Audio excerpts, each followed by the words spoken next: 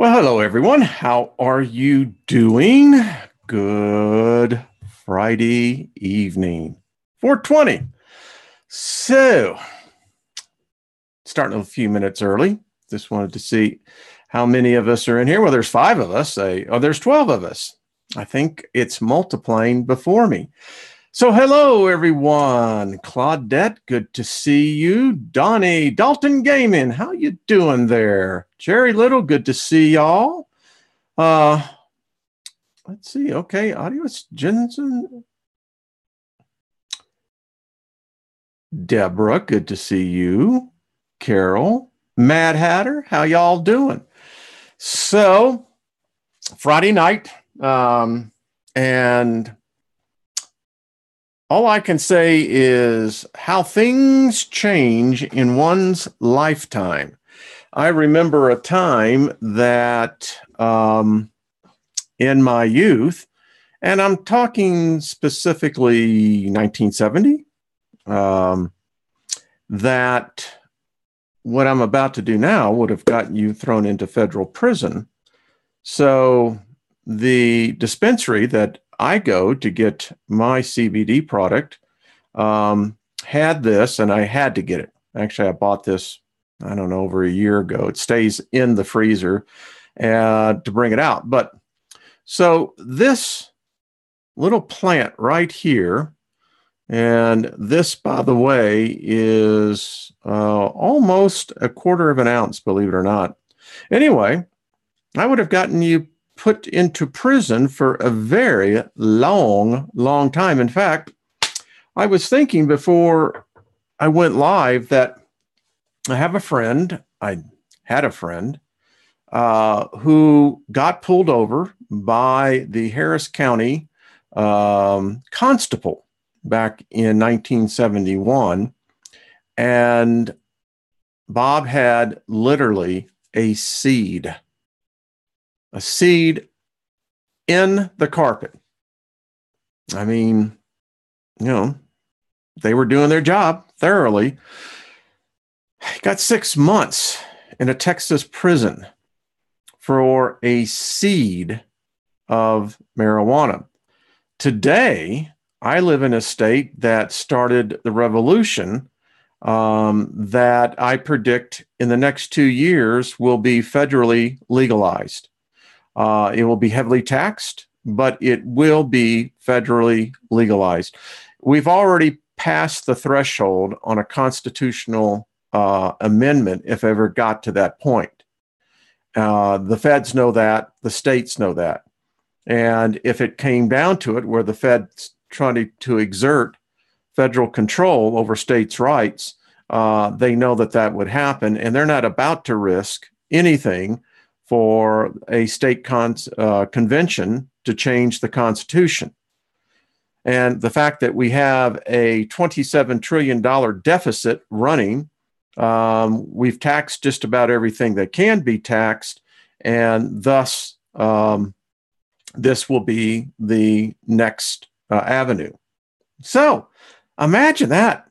In my lifetime, I have seen where something that had been so criminalized, so vilified by society, that back in the late 60s and the 70s, it was absolutely an abomination. Where the hell have I heard that before? Same thing. And, in my heyday, now I've been on my own since I was 15. And, at the age of 15, it was the best adventure of my life. Challenging. First couple of days really did suck. I literally slept in a garbage bin, literally. And at the age of 15, and it was still cool in Houston at that time, I said, you know what? I best figure out something here to do. And it turns out to be fine. The people that I hung around with were the best. I never felt in fear, never felt threatened. Uh, I walked the Montrose area in many a night, particularly if those of you who know Texas, July and August is just miserable. And the people that I hung around with, we would drop LSD and go walking. One of the best trips I can remember, I had a friend, Mike was his name, and Mike was pretty cool. Worked for Compact Computer way back then. Mike was 6 years older than I was, but intellectually, we were side by side. Anyway, we decided to go up to Austin, Texas. He had a friend, Debbie, that lived up there and was going to UT at the time. In fact, any of you who lived in Austin, if you go right down off Congress and you know where the fire station is right off there, well, that's where it was at. And so we're up there, and I remember Debbie's apartment didn't have any air conditioning. So the only thing you were getting was, the fan. And so we're sitting around, and I happened to have, I dealt LSD. I had 100 hits of some orange sunshine, and we decided to all drop a hit. It was the most remarkable adventure, I got to tell you. To be on the University of Texas campus at 2 o'clock in the morning, tripping, just tripping, with two other people that it's the vibes and the energy and the people we met were the most fascinating people. I can still, as I say, in cognitive remembrance, the strangest thing where we were down by a fountain, and there was this guy who came up dragging this water hose, and it was tripping us out because we couldn't figure out what he was dragging the water hose. And then as he came by us, we realized he was more tripping badder than we were. But great times, great intellectual discussions, when you get to that point and you can really begin to delve into thought. And particularly when you got people that you really like being around.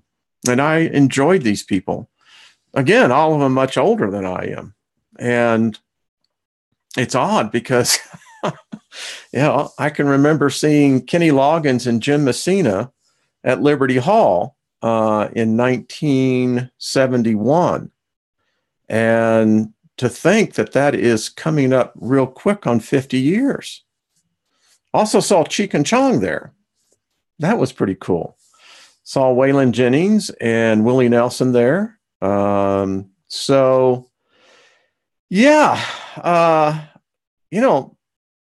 It's the fond memories.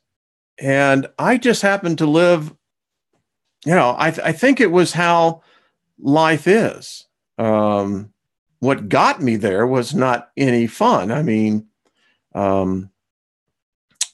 To go through what I had to go through, being awarded the state, taught me a lot.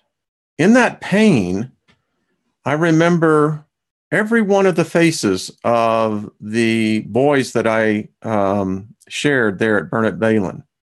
I also remember the girls.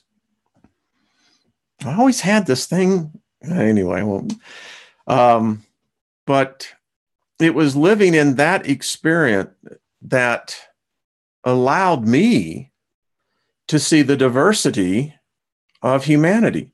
There's nothing like living. Each cottage could hold a maximum of 20 children. And this was Burnett Balin, the state home that I was at. And I remember each had a story as well. And it was just something you realized. It was like we all come from abused past. And you learn something. I learned a lot. I remember James. Love that man. And we were just kids. James was black. And, you know, when we were bunking together, he taught me Motown. I'm going to tell you what, love the man. I mean, the influence that he brought onto me and introduced me into a whole new culture. True story. When I had been out on my own, I think I was 17. And any of you in the Houston area back then down at Forest Park, there was Miller Theater. And we would go down there on Sundays, and there would be free bands, and, you do what we did back then. It was sex, drugs, and rock and roll. And that's what it was. Not lying. It is that. But any case, I remember we were walking towards the zoo, and there were a bunch of black guys that were there. And I remember one of them hollered out my name, and I was pretty stoned, turned around, and it was James. And man, we hugged and got high and shared stories, but I appreciate that guy. So, hey, someone else remember that? Love a Pet 21694. Were you in Houston at the time in 1971? There's a delay here. That's why time travel is possible. You know that, right? I'm either witnessing you behind me, or I'm ahead of you, or one of the others. Anyway, so those were some of the great experiences. And how did I know nearly 50 years later that experience was the seasoning that helped me go through life? Isn't that odd? I love it. I won't give her name, but there is, and thank you for the gift. I got that, the book, and we'll be doing it. Hi, Mercury 7. How you doing? By the way, I want to say to the Canadians, they finally have figured it out. They figured out that this drain of making drugs illegal, that if you just legalize everything, take the criminal penalty out of it, and just tax it, guess what? You're going to make society a whole lot safer. You take all the incentive out of it.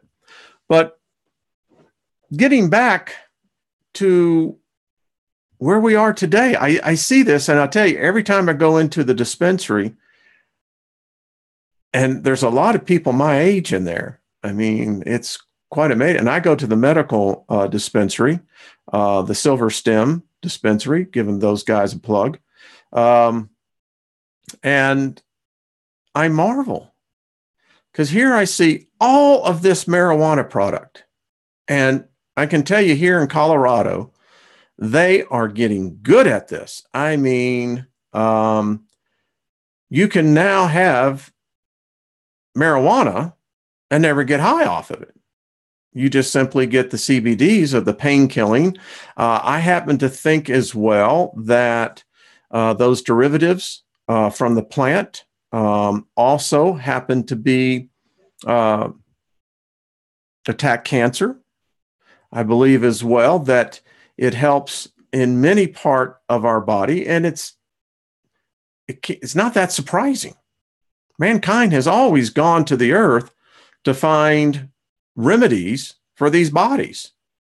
And I could never, even when I was on the street selling pot, and I did really well at it. I did. The great thing was, by the time I was 17, had already made six figures, and had taken 2 different trips across the Rio Grande. And yeah, I remember the roommate I was living with, Billy, and we had a 2-bedroom apartment. It was a great apartment, brand new place. And I won't give you all the details, but there are some it's interesting how the story, we were sitting there, and I remember we had 4 kilos that we had to break up. And, you would put them back those days, the Glad bags, they didn't have the Ziplocs. You had to get them, and they were perfect because it would fit 4 fingers, and then you could flip it over, and, it would pretty much stay. And I can remember by the time we finished bagging all that up, I was like, this is a lot of work. It was. Anyway, I know I'm bringing out, well, it's just me. It's how I got here. And never got arrested. Never even come close. It was amazing. I had some friends that did. And Bob is one of them. There was another one, Mark. Remember, holy crap. He got the crap beat out of him. I think they found, I think it was 2 ounces. 2 lids is what we called them back then. Holy crap. Yeah. But the adventures that we had were great. Well, I just want to, I'm seeing all the things in there. Hey, Brian, how y'all doing? So yeah, I know it's, it was the way it was.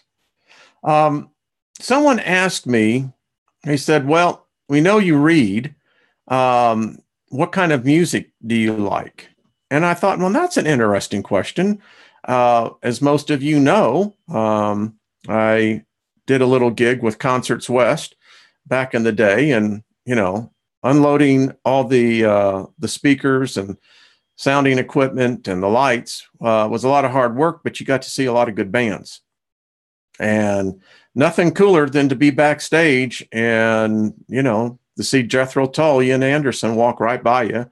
I had that same privilege with the Allman Brother Band. Remember seeing Duane Allman. I literally was sitting right in front, standing in front of Duane Allman. God, that was just so freaking cool. So I said, well, why don't I show you my library? How's this? Let's see. Here it is. So let me pull this up for you. So I was listening to a little bit of America earlier. So this is my library, my iTunes library. Music is my life. I learned to play the clarinet, the bassoon, and the flute in my junior high, up to the first year in high school, a little bit after that. The diversity of music for me expresses the human spirit. And I love all types of music. I would, if any of you have never heard of Bardoff and Rodney, definitely check that out. The Still Burning album is great. Love Barbra Streisand. She just, I love her voice. But as you can see, the music is as diverse. Blood, Sweat, and Tears was the first album I ever got on planet Earth. It was given to me by 2 girls, Sharon and the other girl's name was Sharon. Actually, I'd met them up at Camp Nile. Anyway, this is a great album, by the way. If you ever have listened to it, definitely check it out. One of the great comedians of our time, Bob Newhart, have always been. Bob Welch, who has left us now, was originally with the Fleetwood Mac Blues Band.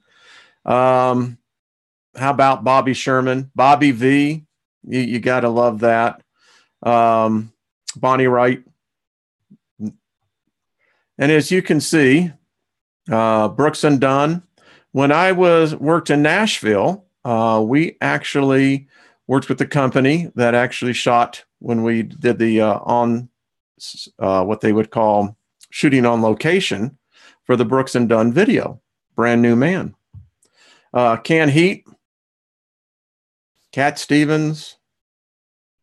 Hey, I like Cher. Yeah, go ahead, say something. Christopher Cross, Chris Botti. Gotta love them. The Shy Lights. One of my favorite people I really enjoy is Daryl Hall. Actually had a chance to actually meet the dude. He's pretty cool. Dolly Parton, when I was in the video industry, did a couple of things for her up in Dollywood. Ed Ames, Eddie Arnold, Elton John. By the way, I really like the early Rare Masters. There's a story here that I'll share with you, a little anecdote. There was a time where I guess I was about to turn 17. And it was tough. I mean, I've always had a good nature attitude, but I can remember there was a time where, I was trying to, even at that age, contemplating what life was about. What is the journey? Anyway, down at the theater, the Alabama, there was a theater off Alabama, and they were playing the movie Friends. Now, that movie subsequently has been blacklisted. I think you could probably get a black market copy of it. I haven't been able to actually find the original because the scene in there was the young girl who plays the role as Michelle. There was a scene of nudity, and come to find out they were actually underage, as the story goes. But in any case, I went in and watched the movie. It was a great movie, great love story. I mean, in fact, I saw it a number of times. But the reason why I really kept going back seeing it was because of the soundtrack. And the soundtrack was Elton John. He hadn't even come out yet. And if any of you've listened to the Rare Masters, Michelle's song is a great song. Love the French horn. I believe that, I think what this one is here. Love classical music. I'm writing a book, and I'll put a lot of times French horn music, bassoon music in the background, and it just inspires me. Great comedy group, Firesign Theater. How many of you have actually listened to them? I tell you what, when you're stoned on LSD, coming down, these guys will put you into a place that seriously, they are really, really good. How can you be two places at once when you're no place at all? Foghat lived in St. Louis, 1976. Super Jam concert, Busch Stadium, July 4th, down at the VP Fair. Hotter than it was great music. Foghat was there. Fleetwood Mac was there. REO Speedwagon was there. Oh boy, there was Ted Nugent was there. So anyway, I could go on for hours. As you can see, love music. It's one of my favorite groups I saw in 1972. It's a Beautiful Day. Great group. Saw these guys, Jake Isles in Austin, Texas. Saw Jackson Brown. Saw Joe Cocker, Mad Dogs and Englishmen. So anyway, it just goes on. Really love Lindsey Buckingham. Heard that he is now no longer Fleetwood Mac. Doesn't surprise me. Leon Russell, who's passed on. A lot of these people, as I look at here. Moody Blues, huge Moody Blues. And as we continue to go down, I think if I was on an island and all I had was my music on iTunes, I could go for about a year and it goes on. I think I got every song that there is in the 70s. And I'm not kidding on that one. So anyway, there you go. Like any of y'all really wanted to see that, but I did. It was fun. So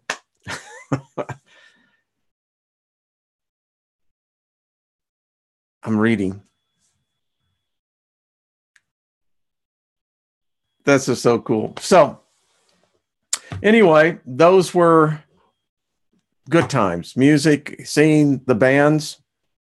I know they got bands today, but I think they all learned from us. I keep on saying that I think our planet, I think humanity on a conscious, collective conscious level, we were in a part of space that, wow.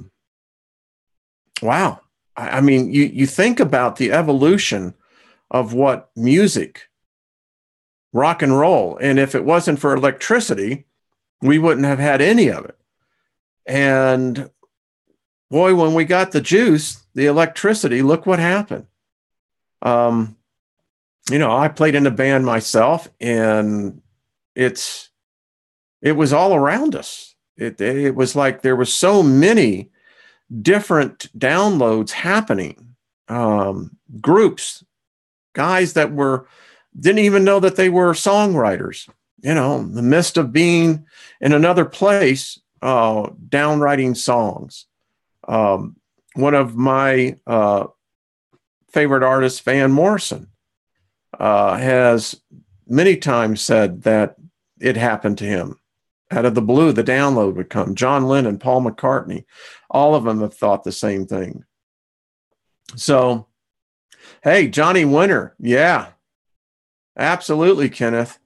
I'll tell you.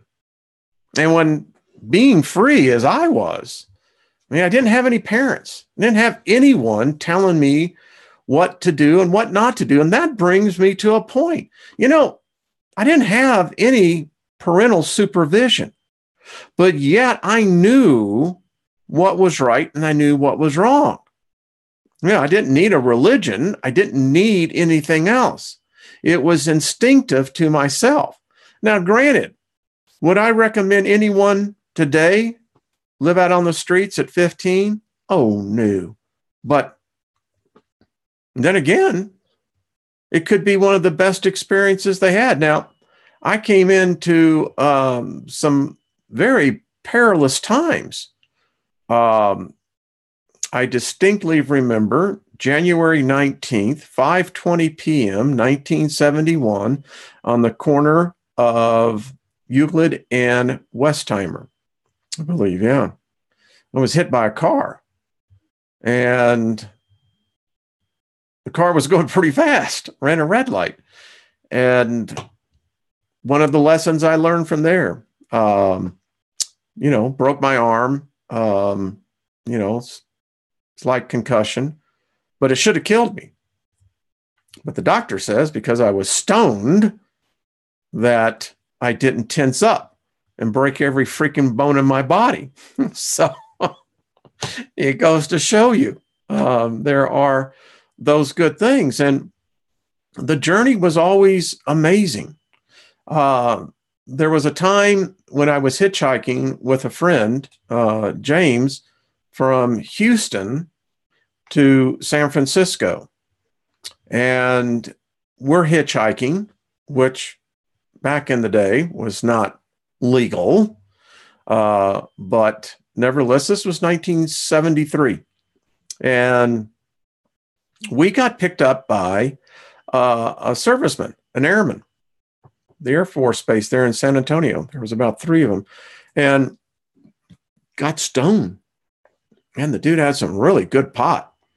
And we had told him that we were going out Interstate 10. And we got stoned, and he let us off on alternate 1090. We didn't know what alternate 90 was. I had looked at a map and knew that Interstate 10 would take us all the way into Orange County, and that's where I needed to get to, and I could get up on 5 from there. But, so, we're hitchhiking, we get some rides, and we're going further and further away from San Antonio. And, that's pretty barren soil out there. If any of you know what West Texas is like, specifically Del Rio. So, yes, I do like Duke Ellington. Playing the clarinet, Benny Goodman was my idol. So I'm just asked, Jenny, there you go. So the story gets a little weird because we are hitchhiking, continuing to get further and further along. And I suddenly realized that we're not on Interstate 10 anymore. And we got the message real quick when I remember this guy pulls over in a 56 Chevy. I mean, it was red, I remember, and had the fin tails on it. And James and I have our backpacks. And as I'm putting my backpack into the back seat, he says, well, how much are you going to pay me? And I said, well, we don't have any money. James had not figured out what discretion was yet. He still had not learned that lesson. And he goes and pops off to the guy. And the guy was our age, 18, 19. And this guy then says, because my hair at that point was down midway in my back and I had it in a ponytail, and James's hair was pretty long as well. And the guy said, well, you know what? Looks like you two boys hadn't seen a barber in a while. He says, I got some friends that can take care of that. And in the middle of this highway, does a U-turn with the door still open and heads back into the town. Well, you don't have to be real bright to figure out that whether he was BSing or not, I didn't want to be there to find out. And I'm still stoned. I'm trying to figure out that what the hell do we do now? So I'm literally standing almost in the middle of the road. I don't care where you're going. If I can get in a car and get further away from the spot that where I'm at, because I'm getting scenes of Easy Rider here. And I didn't like it in the theater, and I sure didn't want to live it. And so we get picked up. An old man and an old woman pick us up. Fine. They're heading down towards Del Rio. And I'm looking over at James and I'm pissed at him because, we just went through an episode that I just felt that was just unnecessary. And we're driving and the old man starts talking to us and, asking like, well, where are y'all going? And et cetera, et cetera. And long story short, and we had been driving, 10, 15 minutes. With me, that's pretty good. They propositioned us. They won. No kidding. I'm not making this up. And I'm looking at this situation and I'm going to myself, this is crazy. I mean, where did Oz start and Texas end? Well, got the hell out of there real quick and ended up that the next guy that picked us up was a sheep farmer. Swear. And he takes us into Del Rio and we get was able to get a motel room. And it's only the fact that it said motel in the room because there were more lizards in that room that night. Literally, when you turn the light off, you could literally hear them going up the side of the walls. The next morning, we woke up to a cop car. And we were blessed, as the deputy sheriff told us, that he was going to give us an escort through town. And he did. We walked all the way through with him pacing us until we got out to the city limits. And he told us that we were not welcome back in. And then the story really got strange. Yeah. Almost lost our life that day. We got picked up by, I think there were 4 in the car. Yeah. 4 illegals that had come over the border. And if it hadn't been for my fast talking, we got to Fort Stockton, and that's where I needed to get, was to Fort Stockton. And so that was a strange trip. When I always remember the Grateful Dead, when I saw them a number of times. And as you can see, Mr. Natural, keep on trucking, but it was a strange trip indeed. So anyway, we did make it out to California, I'm happy to say. We got picked up by 2 hunters that were actually, they were, I think, in their early 20s, and took us all the way from Fort Stockton all the way to Interstate 5. So, and they had some great music, and they were pretty cool. So it turned out pretty well. So there you go. I'm just reading y'all, so I know that this is like the unprofessional thing to do, but hey, listen, I'm not a professional either. But that's what life has been. It's always been a most amazing. When my time comes to lay this body down, as Cat Stevens sings, you know, all I'm going to do is thank it. You know, you got to thank it. I mean, if I didn't have this, I wouldn't have gone through what I've gone through, and would not see life the way that I see it. And it's great. You know, I'm a happy soul. I remember when I finally figured it out, that it really is about forgiveness. And what most people get wrong is that they think it's about forgiving others. No, it's about forgiving yourself. And when I came out of the meningitis, when I came out of that coma, and was sitting there in Knoxville, Tennessee at Fort Sanders Park West, and over 3 weeks, now I was on a lot of good drugs. They were hitting me up every 3 hours with, I think it was 175 cc's, I think, of Demerol. I had 125 cc's of Vistaril. And yeah, but in spite of that haze, because the pain was still pretty intense, you have a lot of time to think.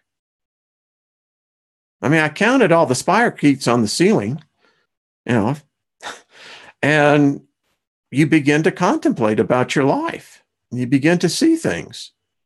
And it changed. And when I realized that that road to forgiveness, by the way, took a decade or more. It just doesn't happen. You know, I think you reach that epiphany, that apex, and then you go forward and begin to try to implement the revelation that was given to you. So I guess someone didn't like that comment. They gave a thumbs down. So that's all right. I'd have a lot of thumbs down this week. The ball series has certainly ignited that conversation. And, you know, and I think about it as well. You know, someone asked me, what was the difference between the experiences with LSD, mescaline, and psilocybin? And LSD will take you places that, if you're prepared, wonderful, wonderful, wonderful. That's all I can say. Mescaline for me was more spiritual. It definitely was spiritual. I didn't like the strychnine that so often comes from that, because mescaline comes from the peyote cactus, and we would go out outside San Antonio, where Rex lives, and we would head down towards the border there and look for the peyote cactus. And you really have to know what you're doing, because if you don't, you're going to kill yourself. But mescaline for me, and I think it was because during that time, I was associating very much with the true human beings. Those were the Indians. And I call them the true human beings because to me, they are. They represent to me the personification of what humanity is all about. Unfortunately, that gift that they had was stolen from them. And I think, thankfully, they're getting it back. But in any case, I digress. So mescaline, every time I took it, it was always spiritual. Now, the first time I took LSD, Orange Sunshine, I can say that was pretty spiritual too. I converted a whole hothouse full of plants. They were all marching. And psilocybin, I got to the point where I didn't like it. And I think I didn't like it because I didn't like the texture of mushrooms. And to this day, I still do not like fungi. I don't like mushrooms. But yeah. And did it cause me to go crazy? No. Still a rational mind, although some people think differently. They just don't get it yet. If you let the mind go, the body will follow. I wish I could take credit for that, but I didn't. How many of you've seen LA Story with Steve Martin? That's a great movie, by the way. Harris K. Telemarker, the wacky wiki weatherman, right? So, yeah. I'm glad that y'all are here just listening to me reminisce, but it was fun. I got to tell you what, it was a lot of fun. One of the antics, my roommate and I, Billy, that I was telling you about, we got really, really stoned one night. And we had a friend who was an engineer from Germany and a computer engineer. And he just so happened to have some of this industrial blue ink. And it was used primarily back in those days for special applications within certain systems. Well, we got pretty wasted. I did it. I was the one who did it. I went in and put, literally, it was just that much. I didn't think it was that much. I put it into the filtration system of the pool at the apartment complex. I didn't think anything more about it. I really didn't think it was going to do what it ended up doing. So we went our separate ways. Our apartment, both of the bedrooms overlooked the pool. I guess it was, I don't know, it was early in the morning because the woman who started screaming woke everybody up. Those who were asleep were not asleep. And she was screaming because her kids had jumped into the pool, both of them being blonde.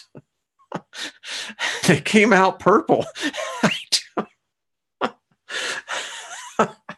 I still remember looking out and seeing that kid, both of them, but the one kid particularly, I mean, all I saw was the whites of his eyes and his white teeth. They were trying to get it off and it wasn't coming off. They closed that pool for a week trying to get that stuff out there. So, yeah, that was probably not one of the smartest things, but it was funny. I did not think that it would really change the color of the pool purple like that. Anyway, you don't understand it. The kid, I think the kid was in shock. His little sister wasn't really happy because she was crying because Mama was crying, but her brother was just trying to figure out what happened. Sorry that now I'm really cracking. You see how you can relive the moments, folks? They do happen. And that's what the great thing about this journey of life is that, yeah, you have the sad memories, but I don't know. It's the memories that bring you back joy that seem to be the most intense. I mean, I don't really remember the pain all that much, probably because our brains are programmed to forget pain. They really are. So, um, so yeah, I know it, Tanya. It cracked my. I swear. I mean, and we avoided the office for like 3 or 4 days because they were out looking for who did this. And the old expression would go, well, thank God, whoever that God may have been, covered my ass. They never found out. They never did.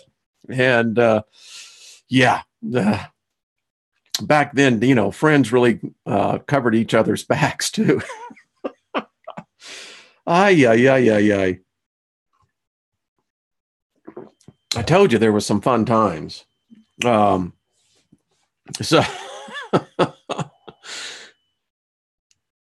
well, you know what the Hotel California said, right? We're programmed to receive. You can check out anytime you want. You can just never leave. Mm-hmm. Yeah. So, and maybe it's because of, I took the mind expanding drugs, but I was in good company. You look at Timothy Leary, you look at Carl Sagan, the list goes on and on and on of the brilliant minds that have gone down that same path. Does it trigger something? I think it does. It definitely does.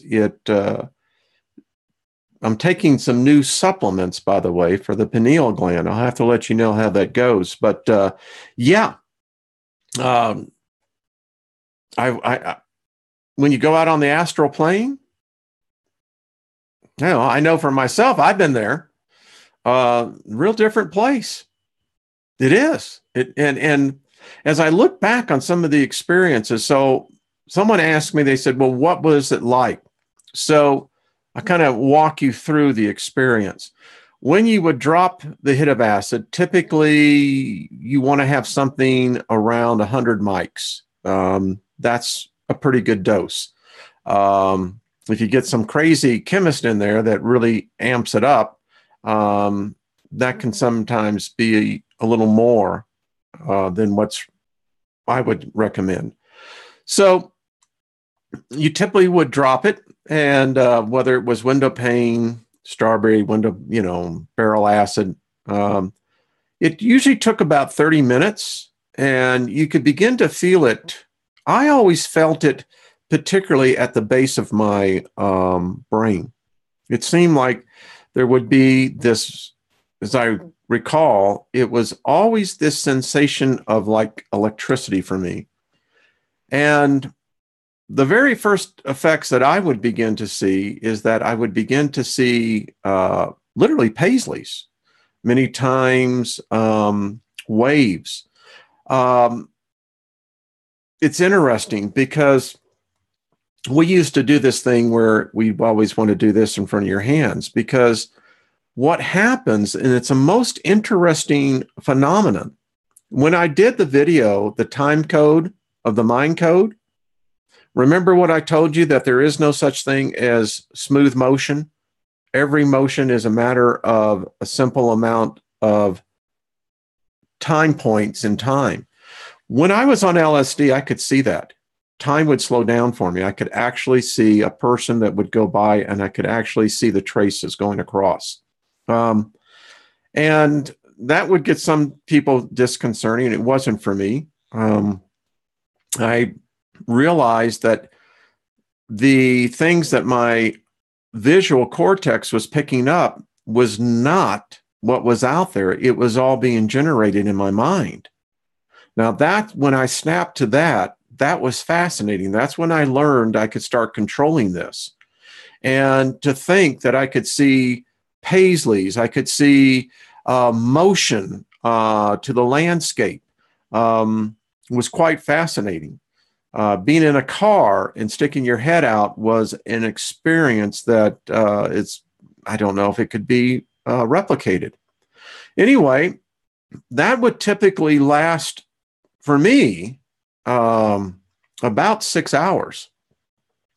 And depending again on the strength of the LSD, you begin to peak about 4 to 6 hours into the experience. And what I mean by peaking, things begin to get a little crazy. Now, for me, that's when I would astral project, when I knew I was reaching that peak because something was taking place in my brain, something was going on. I've talked to other people who dropped acid like I did, and they've all kind of agreed that it's you get into this spatial dimension.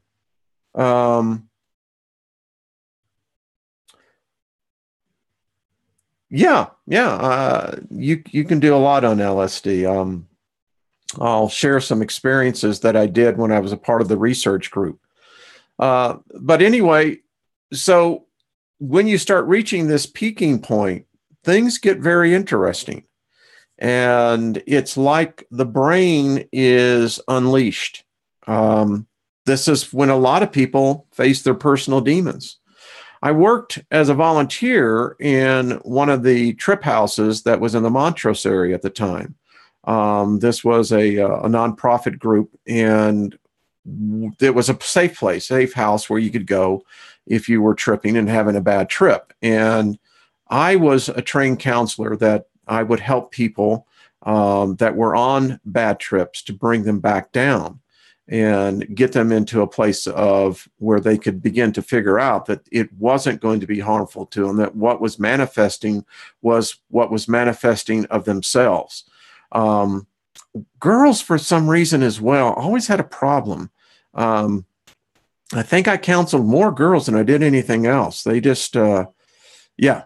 So once the peak was over, the mind is racing. You know, the effects are beginning to wear off.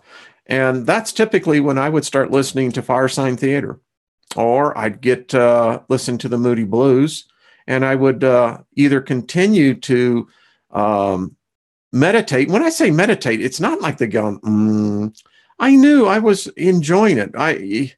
You don't want to always be outside. So you're someplace where you're sitting down, and now you have only you and your mind. Yeah. And it's fascinating. So that's how it goes. It was a very interesting experience, and every time was a very different experience. I don't recommend driving. I did that one time. I lived with a guy by the name of Nelson. Nelson, I don't know if you're still here or not. The other thing is I'm finding that a lot of the people that I remember back then are no longer here. And anyway, I did a lot of surfing back in the day. And Texas didn't have any much surf, but we always liked to think we did. And we were heading down to Surfside, right there in Brazos County, and Brazoria County, excuse me. And wow. That time I was on some strawberry barrel acid. I was in the Star Trek movie. Seriously, I was. As I was driving, what an experience that was. Illegal. I didn't have a license.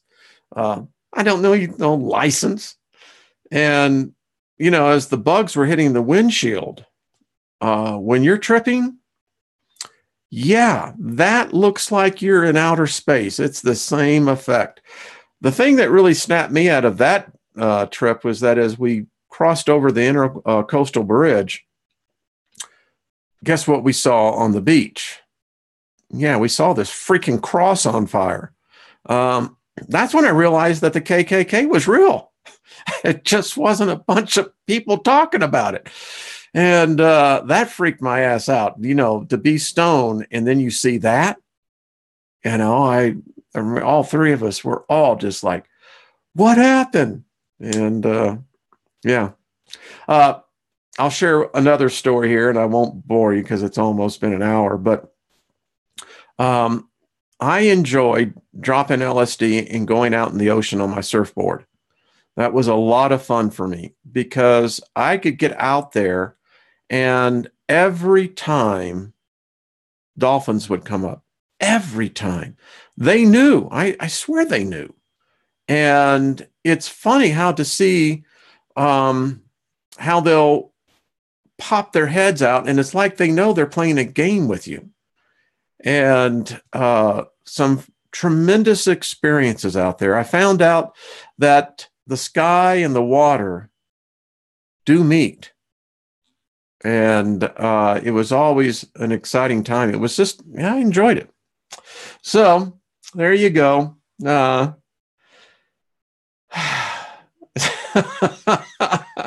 Well, Kristen, I'm glad you're relaxed. That's what it is. And that's why we should all be relaxed and be able to sleep peacefully. And that's, I won't bring up these experiences again in a full hour like this, but it certainly led to who I am. And hey, I figure it's like this. I'm sharing my story with 160 of my best friends. So, no, I do not know Ray. Jenny, I do not. David, you used to sail, isn't it? There's nothing better than that. I tell you, it's something about being in that water. It's just, yeah. I'll just share this. One of the best experiences that I remember, I was out in California, up in Eureka, and I'll tell you, I love walking when the marine layer starts moving in. To me, I think that is just so mystical. The spirits dance, I swear, when that fog comes moving in. It just, it puts me into a different place. And that's my place where I go when I need to get more in tune with my body, is that my body and I provide the body with this sensation of what I'm creating in my mind. And the place that I go to always has cliffs. They're about 100 foot up. And on the beach, there's approximately about 300 yards of beach with the very large boulders. And you can hear the seagulls in there. And in fact, if you're really quiet and you can hear as the ocean is coming in, you can actually hear a seal, That's where I go. It's a great place. And, that's where me and the creator meet. We sit down and we walk and we talk, and, that's what's so cool about it. All right, fellas and gals, appreciate every one of you. I'll see you Sunday morning. And in the interim, have yourself a great weekend. Be safe.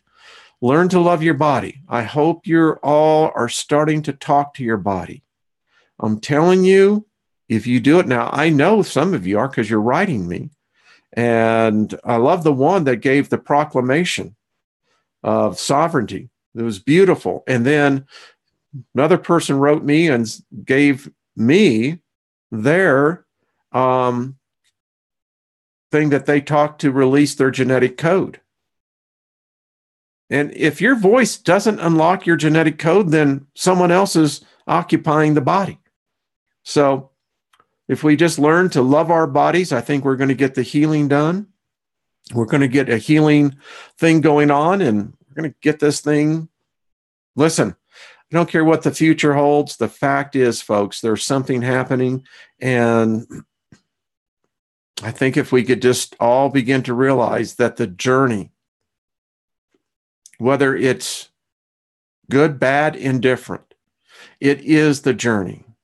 And I like what the one person wrote me. They said that when I had mentioned that if people would only start seeing other people as spirit beings and how precious these bodies are, we would never want to harm our own bodies, but we would never want to harm another person's body. That means we wouldn't kill.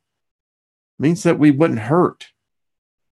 And if that's what got me through all that, then far out, I am all for it.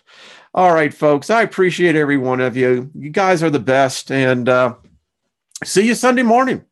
Guarantee we'll have plenty to talk about on that one. All right. Love yourselves. We'll talk to you soon. Bye-bye.